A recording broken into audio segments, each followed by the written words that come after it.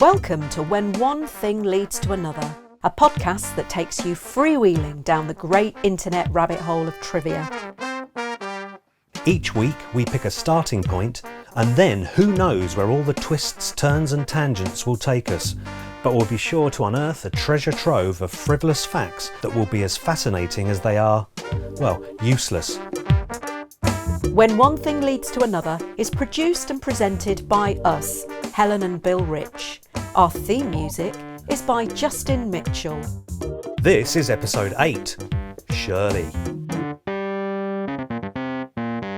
Okay, so I thought I'd start today's episode with the thing that wakes us up every morning at about 3 a.m. Oh, I think you're referring to our little fluffy friend Shirley. Who is our little pussycat. Say hello, Shirley.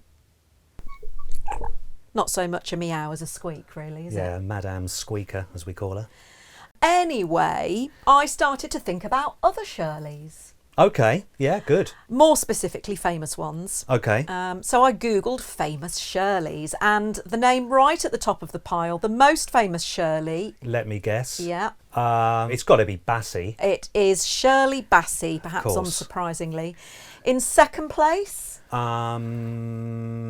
MacLaine. That's a good guess, but it's actually Shirley Temple. Oh, Shirley Temple. Okay, fair enough, yeah. And third is Shirley Williams. Oh, yeah, okay. Former British politician who unfortunately passed away last year. She did. But then I found a number of other websites concerned with famous Shirleys, and you'd be surprised how many there are. Oh, right, okay. Yeah, and the top 10 Shirleys, they differ from site to site. Okay. And according to the website Ranker... Oh, you need to be careful how you say that. Yeah. You'll be pleased to know that the world's most famous Shirley is Shirley MacLaine. Ah, there you go. Followed by Shirley Temple. Okay, fair enough. And in third place is Shirley Jones. Shirley Jones? Yeah. Oh, okay. Who's Shirley Jones? Yes, I thought you might ask that. Shirley Jones is an American actress and singer. Right. Yeah, she starred in a few Hollywood musicals, Go on. Oklahoma, Uh-huh. Carousel, and The Music Man, one of my favourite musicals, which I have made you sit through. Yes, you have. And she played the lead role of Shirley Partridge in the American TV series The Partridge Family. Right, okay. Along with her real-life stepson, David Cassidy. Oh, so she's a bit of a national treasure over there in America. Yeah. Is she still alive, is she? Yes, she is. You'll be pleased to know. Good, good. So no Shirley Bassey in the world's most famous Shirleys. According to Ranker. According to Ranker. God, dear me. Going back to the world's most famous Shirley, at least according to the website Ranker, Shirley MacLaine. Yeah. Interestingly, Go on. she was named after Shirley Temple. Oh, okay. And, of course, you must know who her brother is. Oh, no. Her brother is Warren Beatty. Really? Yeah. Did you not know that? How did I not know that? Yeah. Okay. And Warren Beatty, may I just add in here, who spent the evening with Marilyn Monroe before she was found dead. Oh. Not implying anything at all there. Of course not. Anyway, back to Shirley MacLaine. She shares the same birthday as Barbara Streisand. Okay. And I've read here that they celebrate together every year. Oh, how very nice. Isn't that nice? I would imagine that would be quite a fun party. I would love to go to that party. Yeah.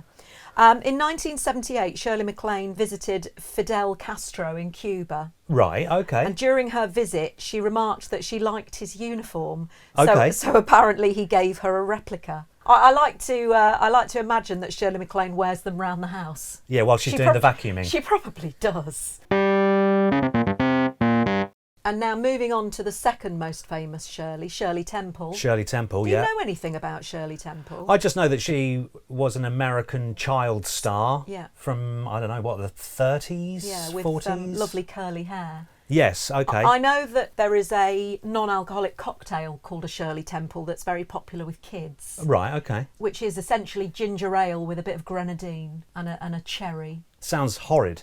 Anyway, Shirley Temple, the American child star, who starred in over 40 feature films. Right, okay. And she was earning $50,000 per movie in 1936. Okay. Yeah. And I've read that her mother styled the young Shirley's hair for each film and always gave her exactly 56 curls. Oh, wow. Anyway, Shirley was earning a ton of money, as I said, and remember, this was during the Great Depression. Yeah, of course, yeah. But her father, who was a banker, squandered all his daughter's earnings, and by the time she retired from Hollywood, at the grand old age of 22, Right. she had less than $50,000 left, having earned over $3 million. Oh, dear. Yeah. Daddy Banker wasn't too clever with the money then. Yeah, what a banker. Another interesting fact, Shirley Temple appears 3 times on the cover of the Beatles' Sgt. Pepper's Lonely Hearts Club Band. Oh, Yeah. good fact. Yeah, she's there 3 times. 3 times. Okay, right. Yeah. So I can see that while I've been waffling on about Shirley's... I have been paying attention, I promise. Yeah, you've been frantically Googling. I have been frantically Googling, and I have Do found... you have anything to add? I do have a Shirley-based... I have another famous Shirley who doesn't appear to be in any of your lists. Oh! Shirley Crabtree. Mean anything to you? Oh, yes. Shirley Crabtree, Big Daddy. A.K.A. Big Daddy the Wrestler. Now, did you know that Big Daddy... You remember him, right? He was... Yeah, Saturday... Well, I think it was Saturday afternoons, afternoons. World of Sport, Dickie Davis. Yeah. I used to sit there with me granddad, drinking a milky cup of tea out of a plastic beaker. Yeah. Oh, nice. Yeah, Giant Haystacks and Big Daddy. Ah, they're the two I remember. well, I'm coming on to that. Yeah, now, Big Daddy, right, he actually started his career as a baddie. Okay. Yeah, now, do you know what they call baddies in the world of wrestling? No. They call them heels, which I thought was Heels? interesting. Yeah. Oh, well, heel is a name for a bad guy, I think, isn't it? He's a right heel. Oh, okay. I think. didn't know that. And you know what they call the goodies? Toes? I don't know. They call them faces. Okay. Yeah, so when you went into the world of wrestling, or if you go into the world of wrestling, you're either going to be a face or you're going to be a heel. Okay. A goodie or a baddie. Anyway, yeah, originally Big Daddy was a heel or a baddie, and he partnered the guy who would become his great nemesis, Giant Haystacks. Oh, no so they less. started out as a double act? They started out as a pair, yeah, apparently. Yeah, and I found this rather surprising that according to Giant Haystacks at least, so, you know, I don't know if we take a pinch of salt with this, Frank Sinatra was a big fan of his. Yeah, Really? which seems a bit unlikely. However, yeah, Giant Haystacks, he did try to take his career stateside, and a contest with American wrestler Hulk Hogan was scheduled. Oh! And he actually changed his name to the Loch Ness Monster. Did old Giant Haystacks for that. But unfortunately, Haystacks was diagnosed with cancer in the interim, so the match was canned. Oh. And he died shortly afterwards. Oh, that's very sad. He must have been relatively young when he died. He then. was, yeah. He was a mere 52 years old. Oh, dear. Yeah, so that's pretty sad. But going back to Big Daddy... As a young man, Shirley Crabtree played rugby for Bradford Northern, but, I'm reading here, he had quite the temper on him, particularly provoked when opponents called him Shirley Temple. Oh, right. Which would goad him, and he was frequently sent off, I'm reading here, for violent conduct. So he was encouraged to end his career. Oh, that's really interesting because I always remember Big Daddy being quite a jovial character. Well, yeah, he was. Yeah, but originally he had a bit of a hot temper on him, apparently. Wow.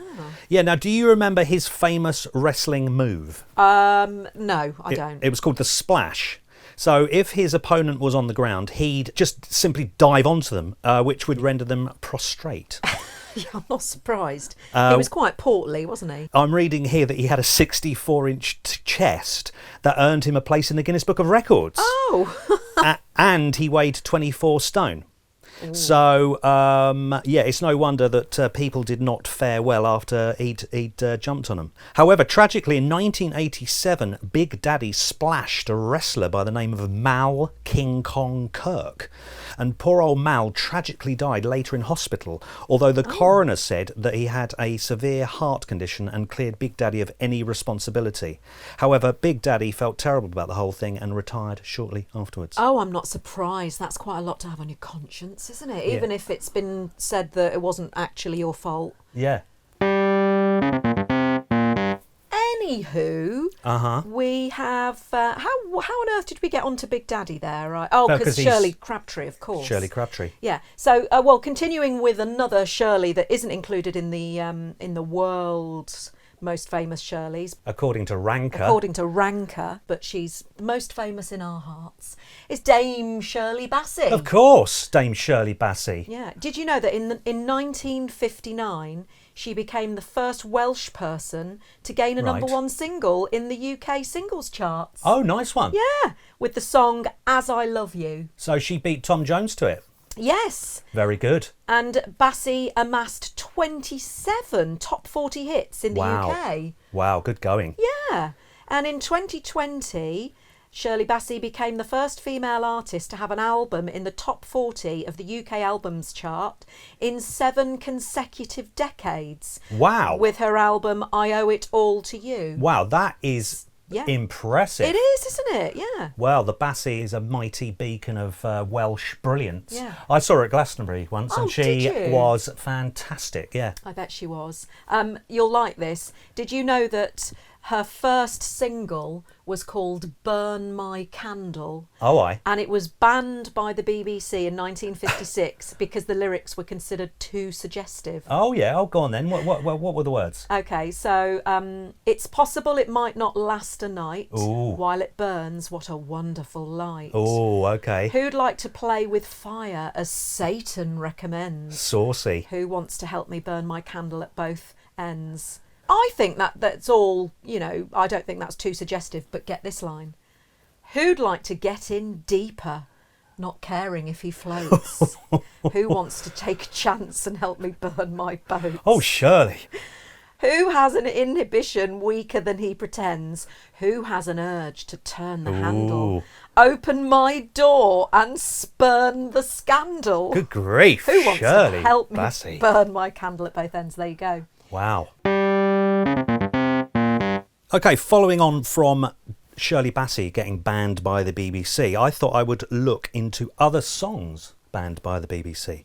Now, did you know that Space Oddity by Bowie was originally banned by the BBC? No, I didn't. It was he released it just 5 days before the launch of the Apollo 11 mission to the moon.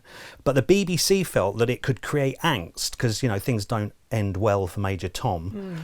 So they banned it until Apollo 11 returned safely from its successful mission. So it was a timing thing rather than... It was a timing thing. However, rather amusingly, the BBC producers behind the moon landings coverage obviously didn't get the memo because they played it as the background music during the moon landings. No, you're kidding. I know, yes. I mean, that is getting it all kinds of wrong then, isn't it? It certainly is. And another couple of songs banned by the BBC. Dear old George Formby. George Formby? George Formby had 2 songs banned. They were My Little Ukulele Right. and My Little Stick of Blackpool Rock. Okay, that's waving red flags. My Little Ukulele, well, I guess... My Little Ukuleles. He was the king of euphemism, I Yeah, the suppose. euphemism was enough for the BBC bosses to put a ban in there. And then I thought, George Formby's quite an interesting character. I have a little Google on him. Yeah. And I have found out that he was Britain's biggest and best paid film star in the 30s and 40s. Oh, okay. And he had a lot of fans, of course he did, including the Beatles and the Queen of England. Oh, okay. Oh. Yeah. She liked him, did she? Yeah, apparently the George Formby Society caught wind of this and wrote to Her Majesty to ask her if she would be its president. And what did she say?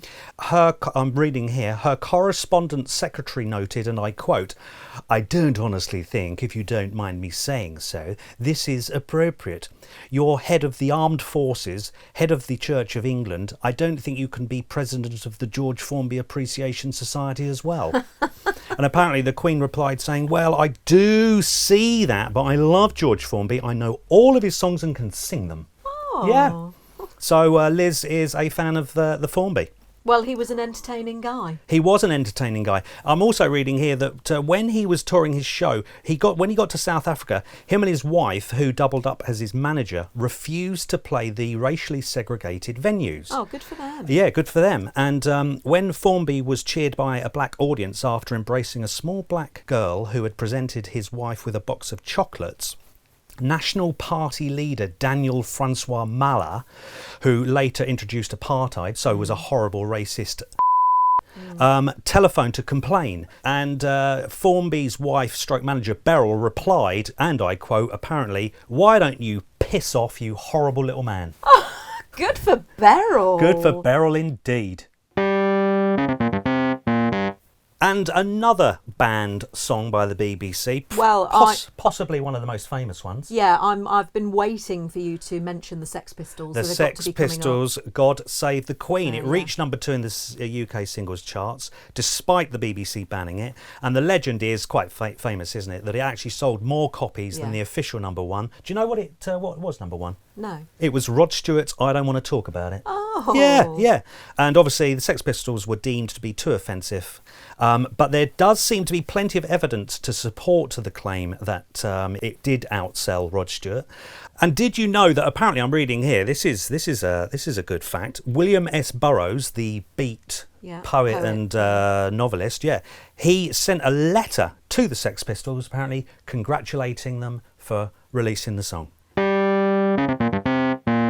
Going back, if I may, to Shirley Temple. Okay, yep. And the fact that she appears not once, not twice, but 3 times on the cover of the Beatles' Sgt. Pepper's Lonely Hearts Club Band cover. Yeah. Said cover was famously designed by Peter Blake and Jan Howarth. Okay. They were paid £200. £200? Yeah, despite the fact that the budget for the album was £25,000 with £3,000 allocated for the cover. Flipping heck. Yeah. So probably the world's most iconic album cover of all time. Yeah, they got £200. Yeah, they were diddled. God, boy. Do you know, I'd always assumed that the cover was simply a collage. Well, is it not? Yeah. Yeah, with photographs of the Beatles at the front, but all the figures are actual full-size cutouts. Oh, right. Hand-tinted by Jan Howarth. Set up in a studio with the Fab Four turning up to be photographed in front of them all. And John Lennon later remembered that 2 of the Beatles were high when they turned up and 2 were straight. Oh, okay. So have a good look, see what you think. My money's on John and George. You think John and George had a crafty little bifter outside before they went in? Yeah. Rewinding back, I've just had a little Google here to Big Daddy. He took his name from the character Harvey Big Daddy Pollitt in Tennessee Williams' play Cat on a Hot Tin Roof. That's how he got his name? Yeah. Oh, how interesting. Yeah. So then I've been having a little look at Tennessee Williams, who strongly disliked the film adaptation of Cat on a Hot Tin Roof, starring Elizabeth Taylor and Paul Newman. Right. Because it played down the homosexual undertones in his original script. Oh, okay. Apparently he even approached a crowd of cinema goers who'd lined up outside the theatre in Florida and shouted, "This movie will set the industry back 50 years, go home." Ooh, Tennessee Williams. Yeah. And there's an interesting story that when Tennessee Williams was hosting a read-through of the script for Streetcar, named Desire, for the Broadway show at a house he rented for the occasion, all hell broke loose because the plumbing had failed. Right. And the place was flooding, which led to a load of light fuses to blow. Right. So who steps up to fix the mounting disaster? Go on. Only Marlon Brando, who was at the time an unknown stage actor who'd had to hitchhike, by the way, to Williams's house. He got to work by putting his hand into the toilet bowl to unclear the blockage before fixing the light fuses. Good old Marlon Brando.